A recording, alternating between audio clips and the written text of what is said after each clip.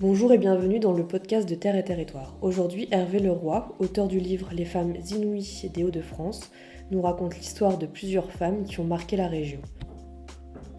Dans cette troisième et dernière partie, retrouvez Francine Cocampo, Jeanne Devos et Émilienne Moreau. Francine Cocampo, c'est donc autrice de toutes les chansons scouts. À la fin de sa vie, elle se fait agresser dans sa maison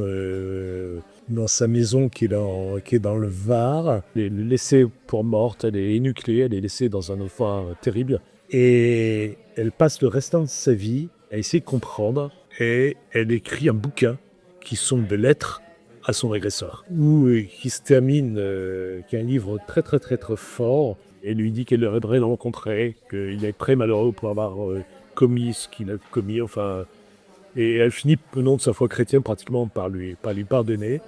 Et Francine Cocampo, par rapport à ce bouquin, est accueillie sur le plateau d'apostrophe de Pivot. Il y a une très très belle émission que j'ai revue pour écrire le livre de Pivot avec elle. Et ça, c'est un petit peu aussi la façon dont je travaille.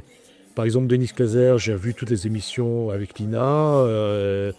Et puis, je travaille aussi beaucoup sur les journaux, sur la presse, que ce soit aux archives départementales, à la fois du Nord ou du Pas-de-Calais, ou que ce soit ici à la bibliothèque municipale de Lille. On peut avoir, par exemple, tous les journaux à partir des années 1900. Donc je travaille de cette manière-là. Quand je peux, comme Suzanne Blas avec la famille, avec les journaux, en allant sur le terrain, en s'imprégnant aussi sur le terrain. Par exemple, Micheline Estermayer, je l'ai beaucoup travaillé avec les gens de la ville de Renduvlier qui l'ont accueilli à la fin de sa vie, qui l'ont fait venir. Voilà, je travaille de cette manière-là beaucoup. Au niveau du Dunkerquois, il y a une femme, c'est Jeanne Devos, qui est de Wormhout. C'est la bonne du curé qui est un peu éduquée par le curé à Wormhout et qui devient photographe. Et en fait, elle laisse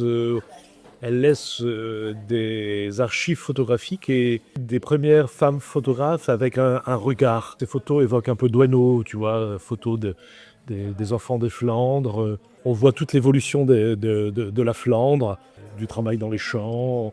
Et puis c'est aussi elle qui a un premier vrai regard, par exemple, quand le président de la République vient à Wormhout, elle ne le prend pas à la tribune, elle le prend à part.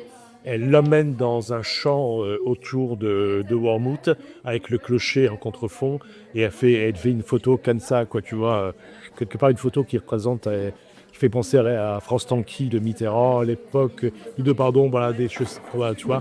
Elle a vraiment un regard comme ça et elle a laissé donc une œuvre photographique qui est à la bibliothèque de Wormhout et il y a un musée qui lui est consacré à Wormhout.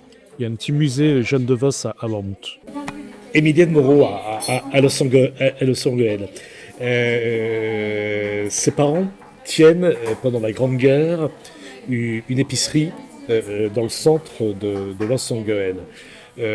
Quand éclate la Grande Guerre, tous les hommes de la famille meurent au combat. Elle se trouve toute seule avec sa mère à tenir cette épicerie familiale.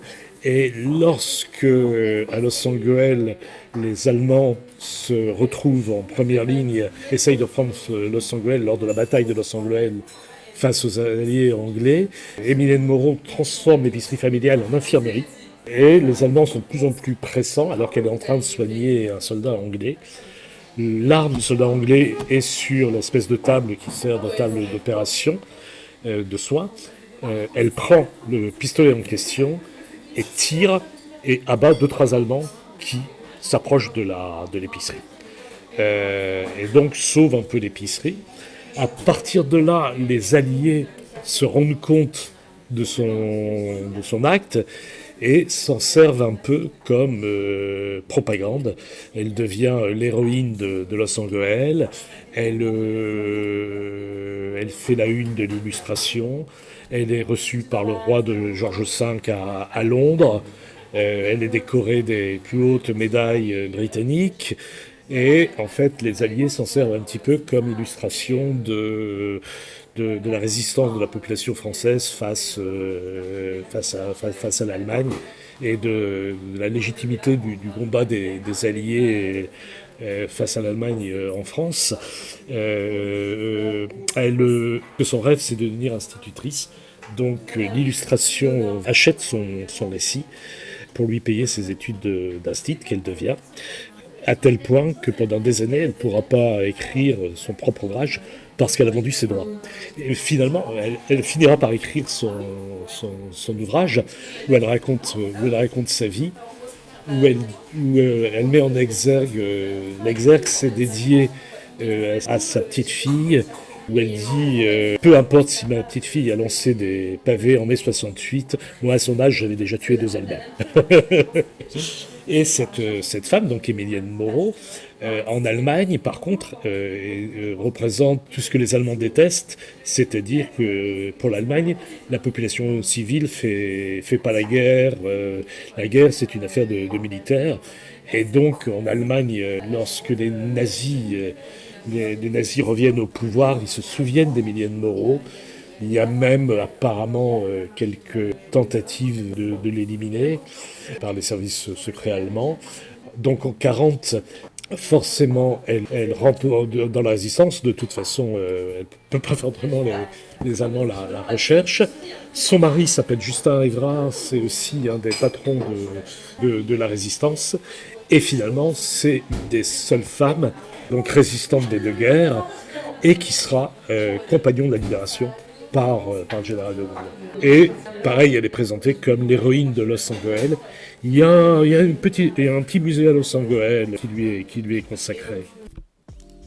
Merci à Hervé pour sa participation. Retrouvez la suite de ce podcast sur Spotify ou sur notre site web. Merci pour votre écoute.